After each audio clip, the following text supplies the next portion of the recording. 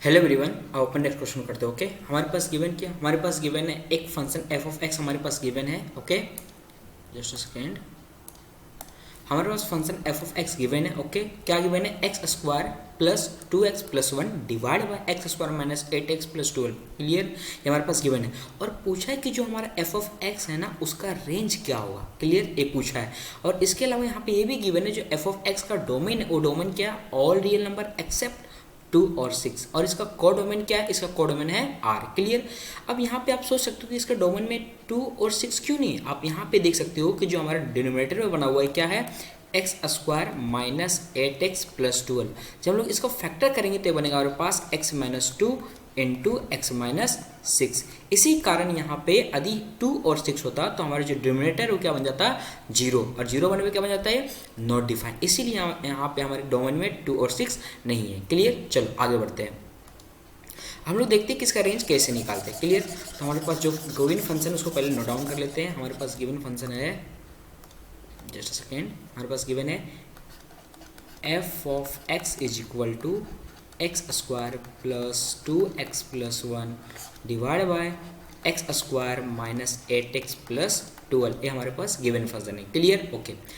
इसका रेंज निकालने से पहले आपको एक कॉन्सेप्ट पता होना चाहिए कि जब भी इस टाइप से quadratic upon quadratic, quadratic upon linear और लीनियर अपॉन क्वाड्रेटिक इस टाइप का फंडा होगा तो हम लोग कैसे निकालते हैं रेंज। क्लियर, हम कॉन्सेप्ट पहले देख लेते हैं। जब भी आपको f of x is equal to ऐसा एक्सप्रेशन रहे, यहाँ पे क्वाड्रेटिक डिवाइड बाय क्वाड्रेटिक रहे या फिर लीनियर डिवाइड बाय क्वाड्रेटिक रहे या फिर क्वाड्रेटिक डिवाइड बाय लीनियर रहे। क्लियर, और यहाँ पे एक चीज़ नोट करने वाली बात यह है कि यहाँ पे ये दोनों में कोई भी कॉमन फैक्टर नहीं होना चाहिए। ये दोनों में कोई भी कॉमन फैक्टर नहीं होना चाहिए।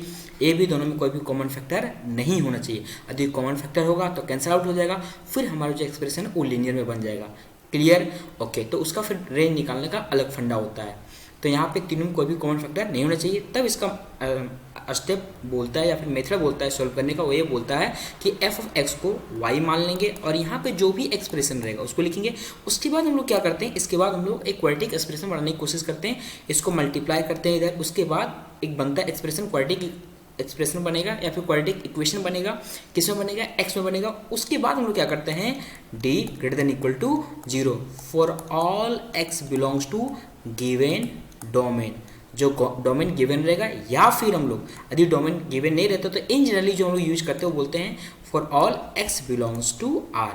पल्ले पड़ा तो इस क्वेश्चन का कॉन्सेप्ट ये है, इससे हमारा रेंज इजिली निकल जाएगा। ओके, हम लोग देखते हैं निकाल के इस मेथड से कि कैसे निकालेंगे। Clear, okay. तो हमारे पास गिवन यहाँ पे f of x is equal to x square plus 2x plus 1 divide by x square minus 8x plus 12। Clear, okay. अब हम लोग क्या करते हैं? इसको मान लेते हैं y। ओके, तो हमारे पास हो जाएगा y is equal to x square plus 2x plus 1 divide by x square minus 8x plus 12। उसको हम लोग इधर मल्टीप्लाई कर देंगे तो हमारे पास बन जाएगा यहाँ पे minus 8xy plus 12y is equal to x square plus 2x plus 1। Okay, अब इस पूरे क्वांटिटी को इधर ले आते हैं तो हमारे पास बन जाएगा यहाँ पे y माइनस 1 का y minus 1 into x square plus यहाँ पे हो जाएगा minus 8y minus 2x plus 12y minus 1 is equal to 0। Clear, इसके बाद हम लोग क्या करेंगे? हम आपको बता चुके हैं ऑलरेडी, क्या बताए हैं कि इसके बाद हम लोग करते हैं d greater than equal to 0 for all x belongs to given domain. यहाँ पे डोमेन कितना गिवन हमारे पास? यहाँ पे डोमेन गिवन हमारे पास all real number except 2 and 6। Okay, तो हो जाएगा यहाँ पे all real number except 2 and 6। Okay, इसके अलावा यहाँ पे एक और कंडीशन का यूज़ करते हैं, वो ये कि जो हमारा एक्स स्क्वायर का कोफिशिएंट है, मीन्स जो y माइनस 1 है, इस y माइनस 1 को 0 के बराबर नहीं होना चाहिए। क्लियर, अब कभी कभी क्या होता है कि ये y माइनस 1 इक्वल टू 0 हो भी जाता है तो उस केस में दिक्कत नहीं होती है। दिक्कत तब होता है कि यदि y minus 1 equal to not equal to 0 हुआ और उसको जब हम लोग लेते हैं और वहाँ पे नॉट डिफाइंड बन जाता है। हम ये कहना चाह रहे हैं, लेट सपोज करते हैं कि y इक्वल टू 1 है, सपोज करते हैं कि y इक्वल टू 1 है। ओके, तो हमारे पास इक्वेशन क्या बन जाएगा? यहाँ पे ए वाला देख सकते हो, यहाँ पे क्या बन जाएगा हमारे पास? इसको यहाँ पे लिख के चल रहे हैं, ठीक है। y इक्वल टू 1 लिए तो 1 इज इक्वल टू हो जाएगा हमारे पास x square plus 2x plus 1 divide by x square minus 8x plus 12। इसको क्रॉस मल्टीप्लाई करते हैं तो यहाँ बन जाएगा हमारे पास x square minus 8x plus 12 is equal to हमारे पास x square plus 2x plus 1। Okay, अब ये दोनों कैंसिल आउट हो गया, मीन्स सब्ट्रैक्ट होकर 0 बन गया। उसके बाद हमारे पास बचा क्या, इसको उठा के इधर कर देते हैं और इसको उठा के इधर कर देते हैं। हमारे पास बचेगा यहाँ पे 10x is equal to 11, means x is equal to 11/10। Clear. यहाँ पे यदि हम लोग y इक्वल टू 1 लिए तो हमारे पास क्या है, x का वैल्यू क्या है 11/10। एक क्या फाइनाइट क्वांटिटी, हाँ एक फाइनाइट क्वांटिटी है।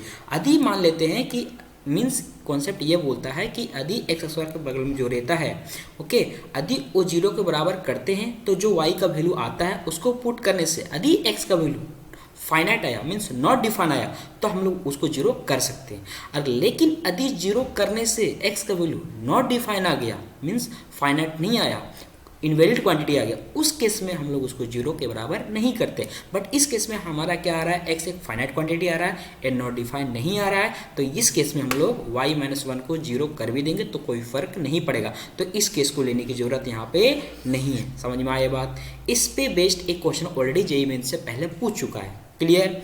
चलो अब हम लोग लेते हैं इसको हम लोग चेक करने की कोई जरूरत नहीं है। ओके, हम लोग इसको चेक करते हैं। तो हमारे पास यहाँ क्या है, d greater than equal to 0। D मतलब क्या है, डिस्क्रिमिनेंट। तो क्या होता है b square minus 4ac greater than equal to 0। तो हम लोग b का वैल्यू पुट करते हैं यहाँ पे, ये हो जाएगा, यहाँ पे क्या हो जाएगा माइनस 8y माइनस 2 पूरे का होल स्क्वायर माइनस 4 इंटू ए का वैल्यू कितना है y माइनस 1 इंटू सी का वैल्यू कितना हमारे पास 12y minus 1 greater than equal to 0। Okay, solve करते हैं हम लोग। तो यहाँ से y, यहाँ से 2 कॉमन निकालते हैं तो हमारे पास क्या बन जाएगा 4 और माइनस स्क्वायर के कारण माइनस खत्म हो जाएगा। तो क्या बचेगा, यहाँ पर हमारे पास बचेगा 4y प्लस 1 पूरे का होल स्क्वायर और माइनस 4 इंटू, अब इसको पूरे अंदर में मल्टीप्लाई कर दिया तो हमारे पास बनेगा यहाँ पे 12y square minus y minus 12y और plus 1 greater than equal to 0। Clear. तो A4 कॉमन निकालते हैं इससे और डिवाइड करते हैं इधर। ठीक है, इससे कॉमन निकाल देंगे 4, इससे निकालेंगे और इधर हम लोग डिवाइड कर देंगे। ठीक है, तो हमारे पास बचेगा यहाँ पे, और इसको एक्सपैंड कर देते हैं। यहाँ पे बचेगा हमारे पास 16y square plus 8y plus 1 और माइनस 12y स्क्वायर और प्लस 13y और minus 1 greater than equal to 0। Okay, एक क्वांटिटी और एक क्वांटिटी मिलकर 0 बन जाएगा, मीन्स ये वाला क्वांटिटी और एक क्वांटिटी कट गया, हमारे पास बचेगा यहाँ पे। और इसको इसके साथ सिंप्लीफाई कर देगा, हमारे पास बचेगा यहाँ पे 4y स्क्वायर और ये इसके साथ क्या होगा ऐड हो जाएगा, तो हमारे पास बचेगा यहाँ पे plus 21y greater than equal to 0। अब यहाँ से क्या करते हैं y कॉमन निकालते हैं, तो y कॉमन निकाल दिए, यहाँ पे बचा हमारे पास 4y plus 21 equal to 0। Clear. इसको थोड़ा सा और सिंप्लीफाई करते हैं, यहाँ से 4 कॉमन निकाल देते हैं, तो यहाँ पे बचेगा 4y into y plus 21/4 greater than equal to 0। अब इस 4 को इधर डिवाइड करते हैं तो हमारे पास बचेगा यहाँ पे y into y plus 21/4 greater than equal to 0। Okay, अब हम लोग क्या यूज करेंगे वेविकर मेथड। तो यहाँ पे टर्निंग पॉइंट दे सकते हैं। टर्निंग पॉइंट क्या हमारे पास है, इससे टर्निंग पॉइंट निकालते कैसे हैं, जो हमारे यहाँ पे एक्सप्रेशन रहता है उसको इंडिविजुअल को हम लोग क्या करते हैं 0।